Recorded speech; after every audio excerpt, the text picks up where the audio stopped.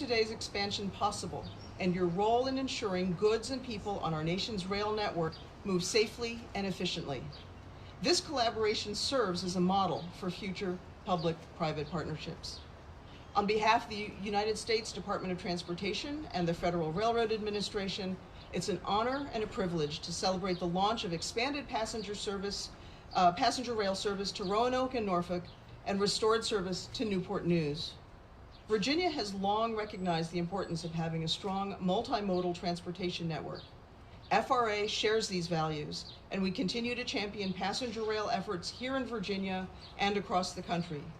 As many of you know, President Biden's bipartisan infrastructure law provides never-before-seen investments in American rail, investments that will modernize our rail infrastructure and get people and goods where they need to go faster, safer, and more affordably. Today is just the beginning. We will advance many more crucial projects in the months and years ahead. In fact, last month, FRA awarded nearly $370 million to 46 projects in 32 states through our CRISI grant program, including $58 million to advance Raleigh to Richmond, otherwise known as the R2R corridor program.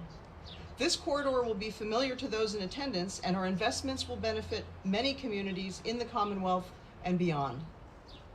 Last week, we also made available more than $573 million in funding through our new railroad crossing elimination program.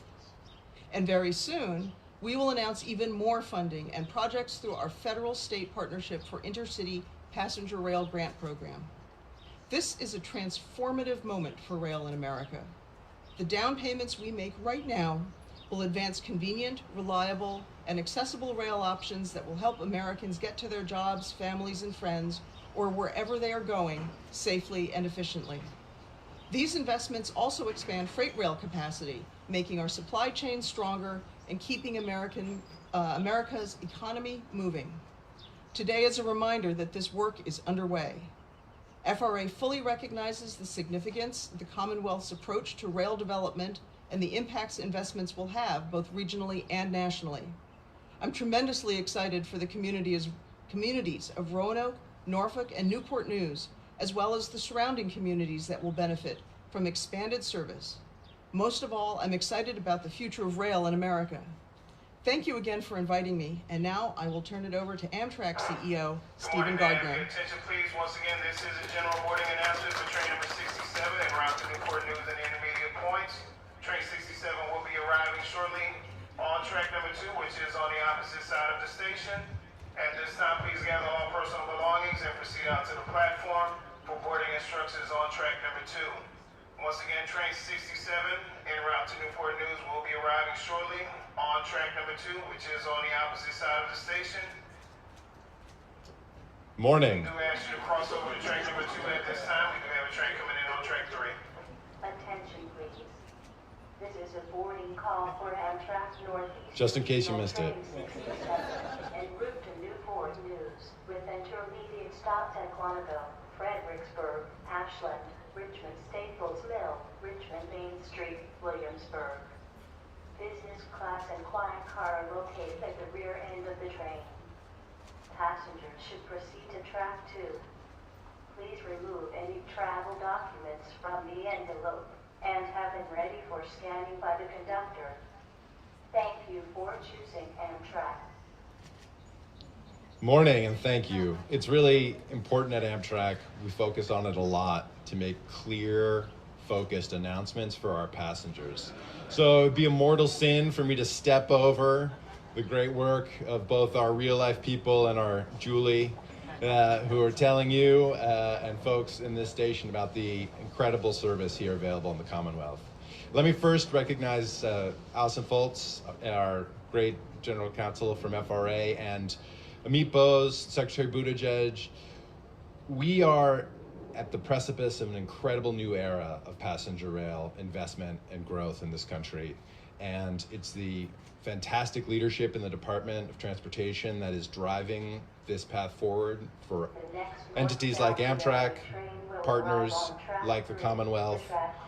And it really is an exciting time, a time when we can reconceive of how passenger rail works and the role it plays in the nation. For 50 years, we've been incrementally improving this network, but in fact, Amtrak's network is smaller than it was in 1971 today, and yet we have 130 million more people in this nation. So rail can do more for people, can do more for freight, and it must. And with the resources made available by the department, the administration, and Congress, we have so much more to do together. I really want to begin by focusing my thanks for the leadership of the Commonwealth, for DJ Statler's leadership, the incredible partnership that's created the opportunities for growth and support in the Commonwealth, for new service and improved infrastructure. These additional frequencies today are just the beginning of an incredible transformation that will occur over these next 10 years, providing people throughout the Commonwealth with reliable, frequent, and competitive service, providing opportunities, whether that's for visiting friends or family, or whether it's to pursue new jobs, new economic opportunities. Stay safe, stay healthy. And I can't help but to take a little bit of hometown pride as a native Arlingtonian that the place that I was born and raised has so strongly adopted rail as a preferred mode of investment for the future of the Commonwealth. Let me also recognize our partners, CSX and Norfolk Southern. Every day we work together to deliver this network. It's not an easy task. It takes a lot of work, and it takes everyday coordination. Every once in a while, we step up from that day-to-day task to look at the future of our respective networks and focus in on opportunities. And here in the Commonwealth is a place where we've been able to find those opportunities, led by the Commonwealth, who in its own interest sees the importance of railroads working together to deliver more for its citizens.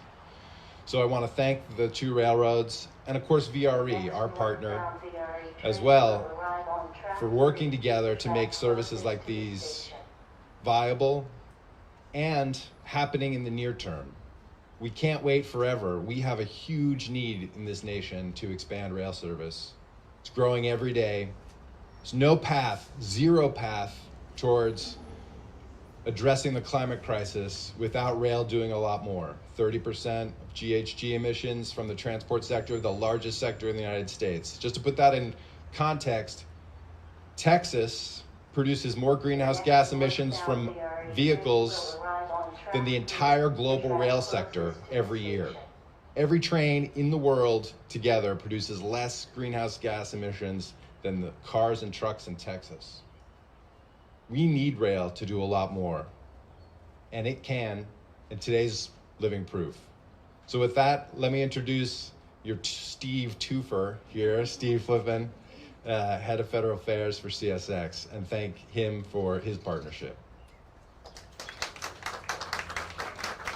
The next northbound VRE train will arrive on track 3, the track closest to the station. Thanks, Stephen, and always great to have names spelled correctly, so always good there. Good morning. What a great place to be here. Appreciate the sunshine and also the wind not being as windy as when we were here last year with Secretary Buttigieg and others announcing similar initiatives.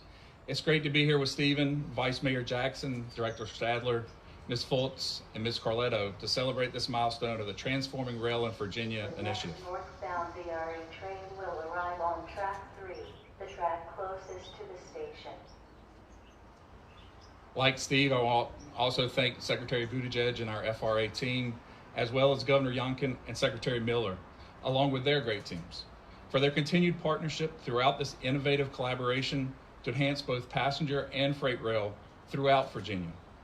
We are also proud of our relationship with Amtrak and VRE, the partnerships we have, the communication, as you've heard this morning, that helps our passengers as well as freight continue to understand what's happening with the rail system. Arrive on track 3, the track closest to the station. Today's announcement is another step for our shared goals of increased safety, efficiency, and volume growth while meeting the public's desire to relieve traffic congestion on our highways, including I-95, I-64, and I-81. More freight on the rail means fewer trucks on highways, less congestion and emissions, and a safer transportation network. On behalf of CSX leadership and our more than 600 employees in Virginia, we're excited for the future of rail in the Commonwealth. This is the last call for Amtrak Northeast Regional Train 67 en route to Newport News with intermediate stops. Business class and quiet car are located at the rear end of the train. Passengers should proceed to track 2. Please remove any travel documents from their envelopes and have them ready for scanning by the conductor. Thank you for choosing Amtrak. And to serving the many shippers who depend on reliable freight rail service. We look forward to working with each of our partners here today. The train will arrive on track 3, the track closest to the station. To strengthen the local, state, and regional economies, which is tied to the rail network. Thank you, and I will now introduce Ms. Jackie Corletto, AVP of Strategic Planning at Norfolk Southern.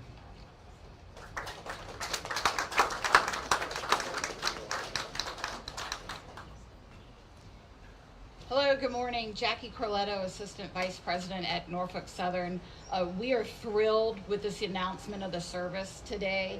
It is the result, as you've heard. Do I have to stop also? It is the result of as you've heard from everybody today, from a lot of hard work from the Commonwealth and from Norfolk Southern. As a matter of fact, the NS team considers this win in Virginia and our past wins as somewhat of a playbook of really how to effectively implement intercity passenger rail. Our respective teams use a proven process that really follows the science, if you will, to provide a value. Train will arrive on track 3, the track closest to the station. Provide a value to the citizens of Virginia while also being transparent to the freight needs of the state.